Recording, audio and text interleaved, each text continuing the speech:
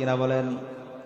কুরআনুল কারীমকে যে যত বেশি ভালোবাসবে রে মুসলমান, আল্লাহ তাআলা তাকে তত বেশি সম্মানওয়ালা ইজ্জতওয়ালা বানিয়ে দিবেন, ঠিক কিনা বলেন? আমি একটা ঘটনা টানলে আপনারা বুঝতে পারবেন।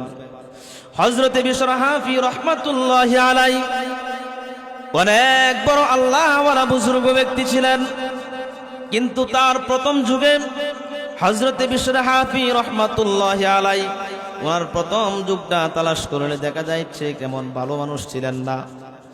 এ বন্ধুগণ, হযরত বিশর হাফি রাহমাতুল্লাহি আলাইহি যখন মদের আড্ডাখানার ভিতরে যাচ্ছেন, প্রতিনিয়ত মদ পান করেন।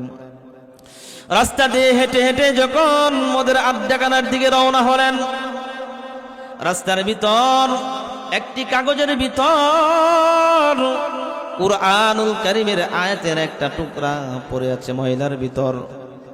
এ বন্ধু, কুরআনুল কারীমের কাগজের আয়াতের টুকরা রাখে ময়লা থেকে তুলে ময়লা যুক্ত থেকে তুলে ময়লা মুক্ত করলেন, সাফ করলেন, পরিষ্কার করলেন, হাতে নিয়ে চুম্বন করলেন, চোখের মাঝে লাগাইলেন, ভালো একটি পাত্রের ভিতর রাইখা দিলেন। রে মুসলমান, দেখুন রে বন্ধু, কুরআনুল কারীমকে মহব্বত করলে আল্লাহ তাআলা কি বানাইতে পারেন মুহূর্তের ভিতর, এইটা বোঝানোর জন্য আমি ঘটনাটা টানলাম। হযরত বিশর হাফি রাহমাতুল্লাহি আলাইহি কুরআনুল কারীমের কাগজের টুকরাটুকু ময়লা থেকে তোলার পর ময়লা মুক্ত করে দিলেন। ময়লা মুক্ত করে ভালো একটি জায়গার ভিতর, ভালো একটি স্থানের ভিতর রাখলেন। রাখার পর আস্তে আস্তে করে মদের আড্ডাখানার ভিতরে চলে গেলেন। ইচ্ছা মতে মদ পান করলেন। মদ পান করে বিভোর হয়ে গেলেন, অজ্ঞান অচেতন হয়ে গেলেন। আকাশের মালিক আল্লাহ রাব্বুল আলামিন এই দৃশ্য কি দেখতেছেন কিনা আওয়াজ দেয়া বলেন। আকাশের মালিক আল্লাহ রাব্বুল আলামিনের দিলের ভিতর ভালো লেগে গেছে রে মুসলমান। কাগজের টুকরার ভিতর কুরআনুল কারীমের একটি লেখা। সাধারণত রাস্তাঘাটের ভিতর যদি কাগজের ভিতর কুরআনুল কারীমের লেখা থাকে, আমরা যারা মুসলমান রয়েছি ভক্তির সাথে শ্রদ্ধার সাথে এটা তুলে আমরা ভালো জায়গার ভিতর রাখি কিনা আওয়াজ দেয়া বলেন। হযরত বিশর হাফি রাহমাতুল্লাহি আলাইহি যখন এই টুকরাটাকে রাখার পর মদের আড্ডাখানার ভিতর চলে গেলেন, মদ পান করে বিভোর হয়ে গেলেন, অজ্ঞান অচেতন হয়ে গেলেন। আকাশের মালিকের পক্ষ থেকে আওয়াজ চলে আসলো, এ হাসান, জামানার শ্রেষ্ঠ বুজুর্গ ওলি কামেল হযরত হাসান বসরি রাহমাতুল্লাহি আলাইহিকে বলতেছেন, হাসান এই মদের আড্ডাখানার ভিতর চলে যাও, মদের আড্ডাখানার ভিতর চলে যাও। এই জায়গার ভিতরে এমন একটি বান্দা রয়েছে, সে আমার দিলটা বড় খুশি করে ফেলেছে, আমার দিল তার প্রতি সন্তুষ্ট হয়ে গেছে। কারণ কে রে বন্ধু, কারণ কে রে বন্ধু, জীবনের শেষ শুরু থেকে শেষ মুহূর্ত পর্যন্ত মদের আড্ডাখানার ভিতর ঘুরেছে, যেভাবে মন চাই সেইভাবেই চলেছে। কিন্তু একটা ভালো কাজ করার কারণে আল্লাহ রাব্বুল আলামিন তাকে কত সুন্দর দামি বানাইলেন।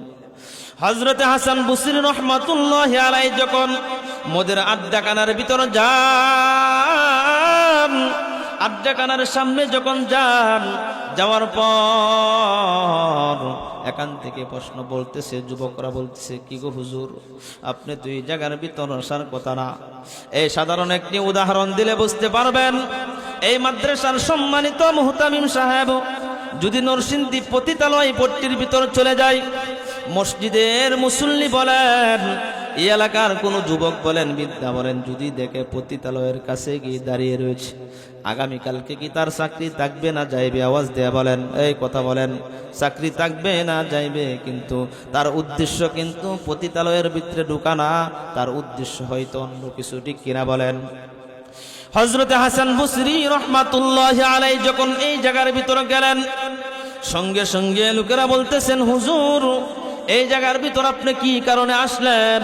হাসান বসরি রহমাতুল্লাহি আলাইহি বলতেছেন, বাবারে আমি তো আমার ইচ্ছায় আসি নাই, আমাকে আল্লাহর পক্ষ থেকে এখানে পাঠানো হয়েছে, তার জন্য আমি এসেছি। এই মদের আড্ডাখানার ভিতর বিশর নামে কোনো ব্যক্তি আছে কিনা, তার একটু সন্ধান আমাকে দাও, আমাকে একটু হেল্প করুন। হযরত হাসান বসরি রহমাতুল্লাহি আলাইহি যখন এই কথা বললেন, বলতেছেন, হুজুর বিশর হাফি রহমাতুল্লাহ, বিশর হাফি নামে একজন যুবক আছে, মদ পান করে অজ্ঞান অচেতন অবস্থায় এখানে পড়ে আছে। হযরত বিশর হাফি রহমাতুল্লাহি আলাইহিকে তুলে আনলেন। হাসান বসরি রহমাতুল্লাহি আলাইহি বলতেছেন, এ বিশর, তোমার কতই না কুশকপাল, তোমার কতই না কুশনসিব, আল্লাহ রাব্বুল আলামিনের পক্ষ থেকে তোমার কাছে পরওয়ানা চলে আসছে, তুমি আমার সাথে আসো। এই মহিলা থেকে যেমন এই মহিলা থেকে আল্লাহ রাব্বুল আলামিনের কোরআনুল কারীম তোলার কারণে আল্লাহ তাআলা তার জীবনের মহিলার পরিবর্তন করে দিয়েছেন, ঠিক কিনা বলেন? আর কাগজের টুকরার ভিতর কি লেখা ছিল? হযরতে হাসান বসরি রহমাতুল্লাহি আলাইহি যখন বললেন, কি ব্যাপার কি ব্যাপার, আল্লাহ তাআলা হঠাৎ করে এত খুশি হয়ে যায়, তোমার প্রতি এত রাজি হয়ে গেল। হযরতে বিশর হাফি বলতেছেন, ওগো হুজুর, আমার জীবনের শুরু থেকে নিয়ে এই পর্যন্ত কোনো আমল নাই, ভালো আমল আমি করতে পারি নাই, কিন্তু আমার জানা মতে আমি কুরআনুল কারীমের কাগজের ভিতর একটি লেখা ছিল, আর লেখাটা ছিল কি জানেন? আমার বন্ধুগণ আমার সাথে সবাই পড়েন, বিসমিল্লাহির রহমানির রহিম।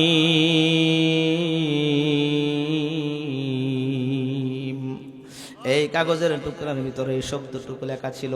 বিশর হাফি রহমাতুল্লাহি আলাইহি বলতেছেন, আমার কোনো আমল নাই, আমার কোনো ইলম নাই, কালাম নাই, কিন্তু আমি মদের আড্ডাখানায় যখন যাইতেছিলাম, রাস্তা দিয়ে যখন হেঁটে হেঁটে যাচ্ছিলাম, একটি কাগজের টুকরার ভিতর বিসমিল্লাহির রহমানির রহিম পড়ে আসছিলেন। এই পড়ে থাকার কারণে আমি ময়লা থেকে তুলে ময়লা মুক্ত করে আমি সুন্দর ভক্তির সাথে শ্রদ্ধার সাথে চুম্বন করেছি, চোখে লাগিয়েছি। শুধু তাই নয়, ভালো একটি পাত্রের ভিতরে রেখে যাওয়ার পর আমি মদের আড্ডাখানায় চলে গেলাম।